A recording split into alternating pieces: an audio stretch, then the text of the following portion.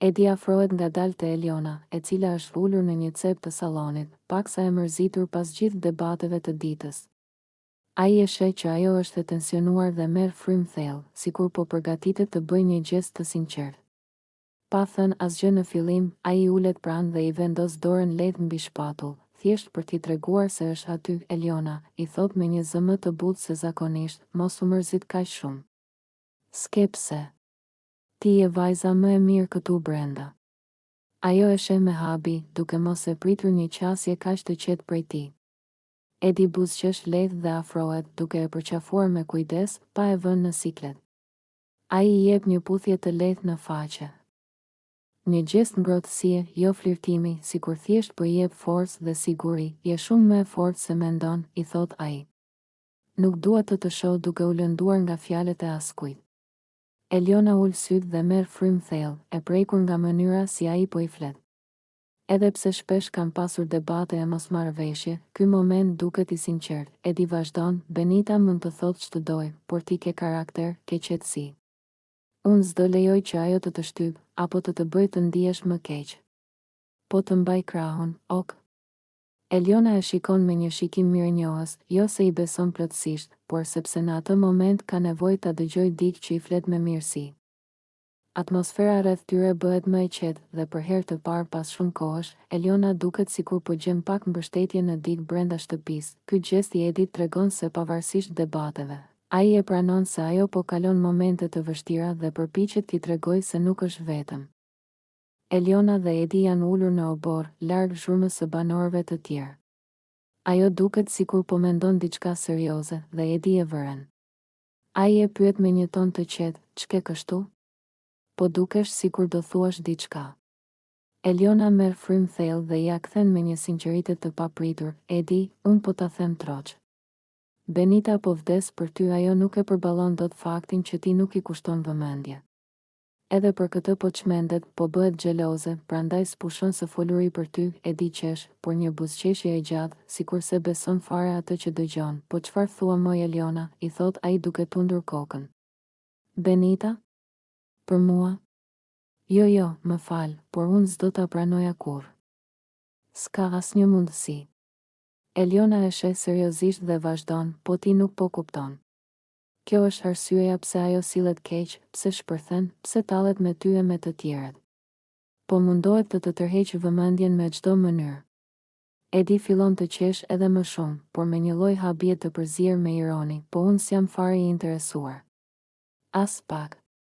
S'ka lidhje fare me mua kjo punë. Edhe nëse ajo po sillet ashtu, nuk ka asnjë shans që unë ta shoh ndryshe." Eliona tund kokën, e bindur se ajo që po thot është e vërtetë. "Po ja prandaj ajo shpërthen. E di që ti nuk e përfill. Dhe kjo e djeg. E ti se kupton fare sa e prekur është." Edi ulet mbrapa dhe qesh një herë të fundit. "Po të them unë, as në ëndër se pranoj. S'ka asnjë skenar që më lidh mua me Benitën." Ata të dy vazhdojnë bisedën, me Elionën që mundohet t'i shpjegojë arsyet e sjelljes së Benitës, ndërsa Edi mbetet i bindur se ajo s'ka asnjë vend në rrethin e personave që ai do afronte ndonjëherë. Atmosfera mes tyre bëhet më e lehtë, duke u kthyer në një bisedë të gjatë plot batuta dhe komente mbi sjelljet e banorëve të tjerë. Edi qëndron në dhomën e ndenjes me disa banor të tjerë, dhe sapo Benita kalon pranë, ai buzëqesh me ironi dhe nis të bëjë shaka. Ai e thot me një ton paksa provokues, si për t'ia futur thikën në ujë, "Benita, hajde se po shoh që po bëhesh xheloze kot. Eliona më ka qef, po ç'të bëj unë që ti s'po më bin dot mua." Benita ngrim për një sekond, ndërsa Edi vazhdon të tallet me atë stilin e tij të njohur që ndes gjithë shtëpinë. Ai e bën edhe më të qartë, "Po thuaj të gjithë banorët dëgjojnë, po ti Benita mos u mërzit. Unë nuk ta vë veshin. Mund të sillesh si të duash, po s'ka shans të më kapësh dot." Disa banor qeshin. Të tjerë ndërkohë shikojnë reagimin e Benitës, sepse ajo duket se po mban frymën me zor. Atmosfera bëhet e tensionuar, sikur secili pret shpërthimin e radhës. Edi vazhdon me të njëjtin ton tallës, duke bërë gjithë situatën edhe më pikante. Uji është trazuar sot. Po përzihen gjërat shumë. Dikush është xheloze, dikush po nxehet kot. po hajde të shohim ç'do ndodh më vonë. Në shtëpi ndihet sikur energjia ka ndryshuar, disa banor përpiqen të shtiren sikur s'po e ndjekin dramën, por të gjithë I kanë syt nga Benita dhe Edi. Ujërat po turbullohen, thashëthemet po shtohen dhe duket qartë se situata po I shpëton kontrollit nga momenti në moment. Alba çmendet kur I marrin dhe I fshehin Arushin, dhe reagimi I saj bëhet shumë më I madh se ç'donin banorët. Ajo fillon të bërtas me zë të lartë, aq sa e gjithë shtëpia tronditet.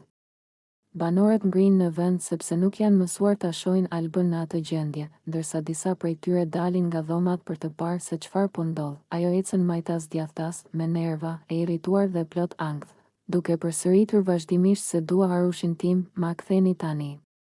Zëri I saj dëgjohet deri te korridoret ku zakonisht s'ka asnjë lëvizje, dhe produksioni vëzhgon situatën me kujdes pasi reagimi I Albës është shumë më I fortë se zakonisht. Të gjithë habiten që një lodër kaq e vogël mund ta prekte kaq shumë. Ndërkohë, disa banor përpiqen ta qetësojnë, por Alba nuk I dëgjon fare. Ajo I ndërpret, I qorton dhe madje bën sikur po I mban leksion psikologjik gjithkujt, duke treguar me gisht dhe duke shpjeguar se humbja e Arushit I shkakton stres, ankth dhe nuk është lojë për t'u bërë qesharake. Ajo flet me një ton sikur është vetë psikologjia e shtëpisë, duke u përpjekur t'u jap banorëve mësim për etikën e lojës. Banorët shihen mes tyre, disa përpiqen të mos qeshin, të tjerë ndihen keq që ajo është prekur kaq shumë, dhe shtëpia fillon të mbushet me tension. Sa më shumë kalon koha, aq më shumë Alba nervozohet, duke treguar se nuk po tallet dhe se Arushi për të ka rëndësi emocionale. Në fund, situata bëhet një dramë e vërtet në shtëpi, dhe të gjithë presin të shohin nëse do t'i kthehet Arushi apo nëse shpërthimi I Albës do të hapë një konflikt të ri mes banorëve. Benita I kërkon falje Elionës për faktin që përmendi emrin e nënës së saj gjatë debatit. Ajo duket e turpëruar dhe e mërzitur, sikur më në fund e ka kuptuar se e ka tepruar. Në dhomën e ndenjes, përpara disa banorëve që po I vëzhgonin të heshtur, Benita merr frym thellë dhe thot me zë të ulët, por të dridhur, se ndjen keqardhje të madhe për fjalët që ka thënë. Ajo I shpjegon Elionës se nuk ka pasur qëllim të prek diçka kaq të ndjeshme dhe se nervat I kanë shpëtuar nga kontrolli. Madje shkon aq larg sa të kërkoj falje publikisht, duke pranuar se sjellja e saj ka qenë e gabuar dhe e tepruar. Ajo I thotë se nuk donte ta lëndonte në atë mënyrë dhe se e vlerëson faktin që Eliona ka qenë gjithmonë e qetë ndaj saj.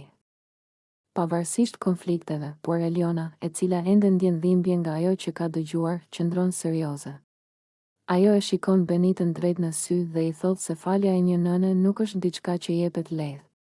Shton se ajo mund ta pranojë që Benita është penduar, por kjo nuk do të thotë që ajo e fal menjëherë. Lëndimi që ka marrë është I madh dhe fjalët nuk mund të zhduken kaq shpejt. Disa banorë të tjerë mbeten të shtangur nga tensioni mes tyre. Atmosfera është e rëndë, të dyja vajzat duken të prekura, dhe është e qartë se marrëdhënia e tyre nuk do kthehet shpejt si më parë.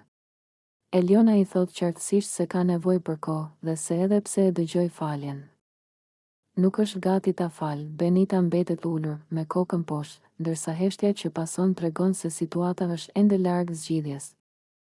Eliona, teksa po qëndronte në dhomën e ndenjes me disa nga banorët, fillon të flasë më hapur për mënyrën se si e shetonin brenda shtëpisë. Ajo duket e qetë, por në tonin e saj ndihet një lloj mospëlqimi I mbledhur prej ditësh. Me duart e kryqëzuara dhe një vështrim të prerë, kërkon vëmendjen e grupit dhe nis të shpjegojë mendimin e saj. Eljeni pak tonin, thot ajo, duke tundur kokën me mosbesim. Ai po shtiret. Me të gjithë, nuk është I sinqert fare. Banorët e tjerë e shikojnë me kureshtje, duke pritur që ajo të vazhdojë. Eliona merr frym thellë dhe shpjegon se e ka vënë re se toni sillet ndryshe me çdo person në shtëpi, dhe kjo gjë po e bën atë të mos ketë as edhe një pikë besimi. Ai flet me mua në një mënyrë, pastaj shkon te dikush tjetër dhe ndryshon qëndrim sikur të ishte person tjetër. Nuk më duket as pak I vërtet, thot ajo, ndërsa lëviz duart për të theksuar fjalët. Unë nuk I ha këto lojërat. Ndjenjat e tij për mua nuk vlen, sepse nuk duken reale. Një nga banorët përpiqet ta pyes pse mendon kështu, por Eliona vazhdon me më shumë siguri, e kam parë disa herë. Ai I afrohet njerëzve sipas interesit të tij, jo sepse I pëlqen apo sepse ka ndjenjë të vërtetë. Dhe s'është vetëm me mua.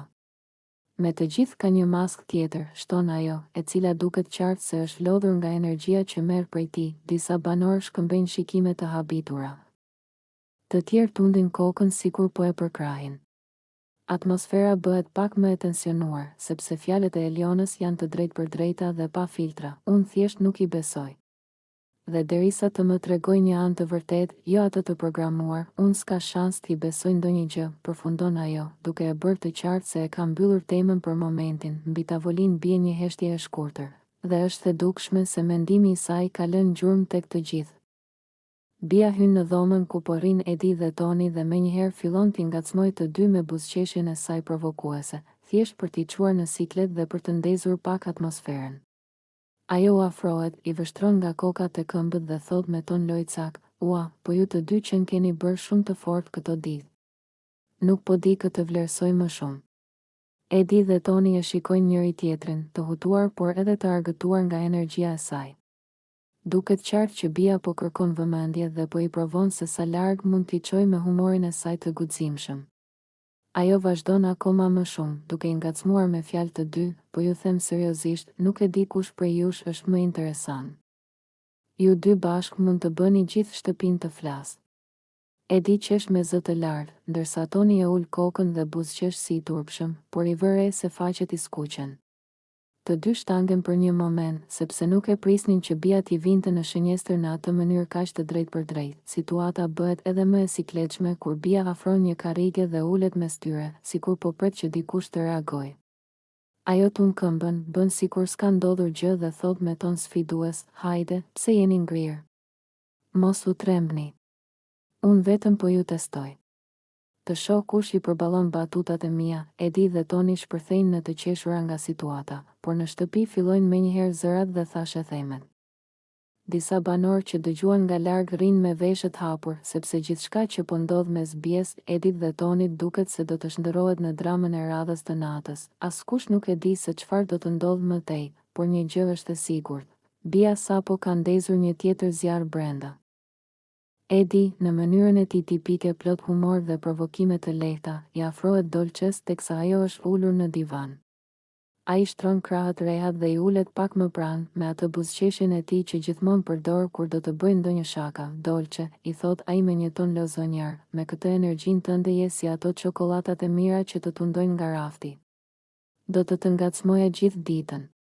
Dolce qesh dhe tund kokën me ironi, duke e shtyr pak me dorë si për t'i thënë hajde mos u tepro. Edi, s'të mbarohen kur këto fjalët e ëmbla, apo? I thot ajo, ai qesh dhe ngres supet, po mirë, ç'të bëj? Kështu jam unë. Po më ngacmoni ju të gjithë. Unë ngacmoj mbrapsht. Dolce e shikon me një vështrim ku përzihet argëtimi dhe mosbesimi. Jo, i thot ajo, ti ngacmon të gjitha vajzat këtu. Mos e bëj veten të pafajshëm tani. Edi shtrihet më rehat dhe me një ton plot vetbesimi përgjigjet, po ç'të them. Jam tip social. S'di të rri i qetë me njerëzit. Banorët e tjerë që janë aty pranë nisin të qeshin me këtë shkëmbim batutash, sepse din shumë mirë që Edi është gjithmonë ai që kërkon të krijojë atmosferë, të bëj humor, dhe ndonjëherë edhe të testoj reagimet e vajzave nëpërmjet ngacmimeve të tij të padëmshme. Dolce tund kokën me buzëqeshje dhe i thot, vetëm mos e tepro. Se pastaj të lëm në baltë dhe s'ke më këtë ngacmosh. Edi qesh me zë dhe i përgjigjet duke u ngritur pak më drejt, me ty s'kam frikë. Ti e merr çdo gjë me sportivitet. Dhe kështu, situata mbetet plot humor dhe batuta, me një dinamik të gjallë dhe të lehtë mes tyre, pa kaluar kufit e respektit, ndërsa banorët vëzhgojnë nga larg duke u argëtuar me energjinë e tyre.